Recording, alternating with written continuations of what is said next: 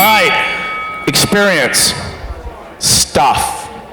Study after study, report after report, you and I are choosing experience over things every day. This is not a millennial thing. This is not a Marie Kondo thing. This is a societal reality. So you have to ask yourself, is an experience the fluidity of this badass app that I just used, or maybe the click of the campaign of the microsite that I have, or this super contiguous flow of the customer journey as it marches towards a transaction of the NPS score that we all want? No, it's about moments. It's about encounters. It's about these magical memories that you and I have to create, that we want our brands to have with our consumers so they never forget about these moments. Brian?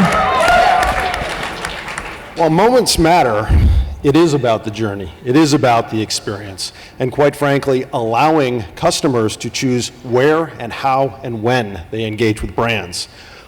And quite frankly, it has to be a consistent experience, a consistent voice. They have to develop a relationship, and a good relationship is exactly that. It's consistent, no matter what channel you're in, no matter what tactic you're using, and ultimately, it has to derive, the customer has to derive value for it, relevance from it. If we don't achieve that, it doesn't matter what tactic you use. It doesn't matter about that one individual moment, because in the next moment, you absolutely and completely lose the customer's trust and their value in your brand. What's your rebuttal? You know, so Brian's talking about experience being in everything. And if it's in everything, it's completely devalued.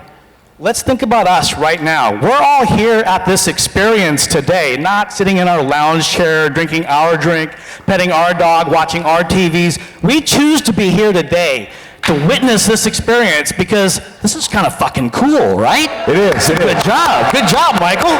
That's the thing that we want to make sure, because without this kind of, we want this seamless, like easy world. Tell you what, when we pull all the friction out, no friction means no feeling, and our brands need to feel. Brian. Experience does not mean vanilla. It does not mean one note.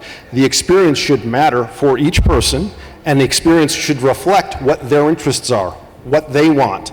And quite frankly, with data, with technology, and with great creative all working together, we can deliver the best possible experience for each person. Not one universal experience, but one put together of moments that matter, quite frankly, of moments that are magical for those individuals. Okay.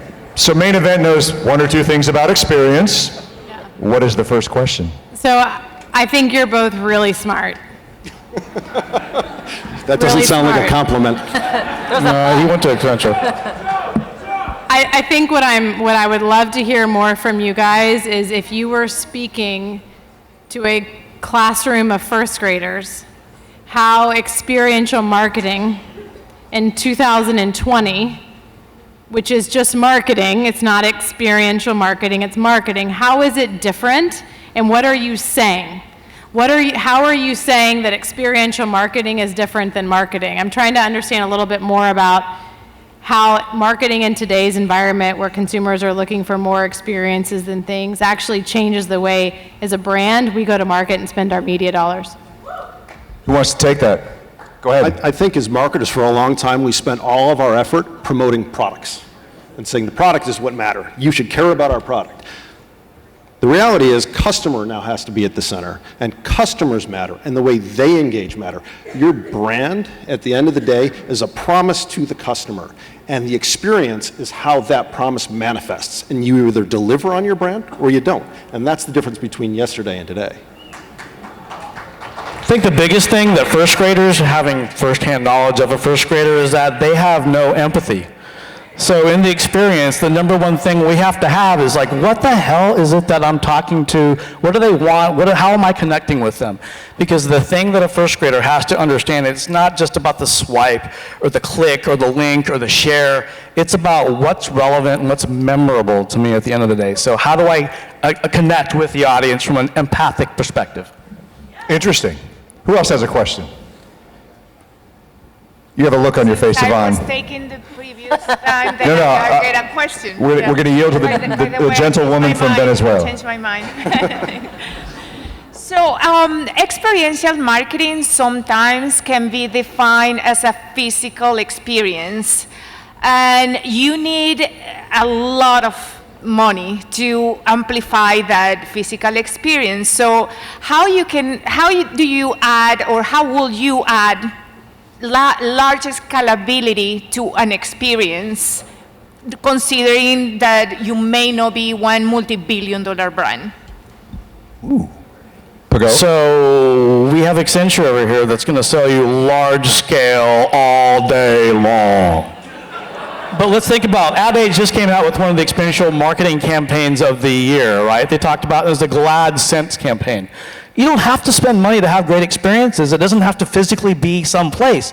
I just have to put pillows of Glad Scent in my Walmart boxes, and suddenly I'm connecting with customers that you don't have to go to a venue and travel and spend a lot of money to do. That's part of the supply chain, which you're already spending money on. Brian?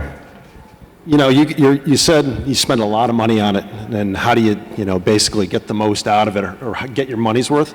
I think that's the accountability factor that you should have with all of your agencies. At the end of the day, it shouldn't be about, hey, we spent money and subjectively, I think I did the right thing for you. Sometimes spending a lot of money makes a lot of sense, but only if I can trace it directly back and say, the return on that investment made plenty of sense and it helped my brand. If your agency can't offer you that, your agency isn't doing their job. One quick question. Follow-on question.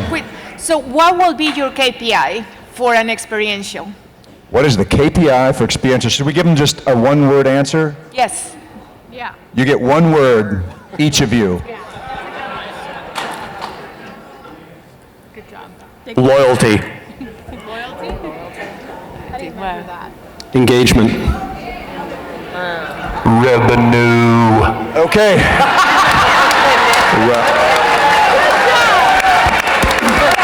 So I've never seen a report that said you had 46 loyalties this month, and you had 32 engagements. But that was awesome. It's time to vote. Everywhere.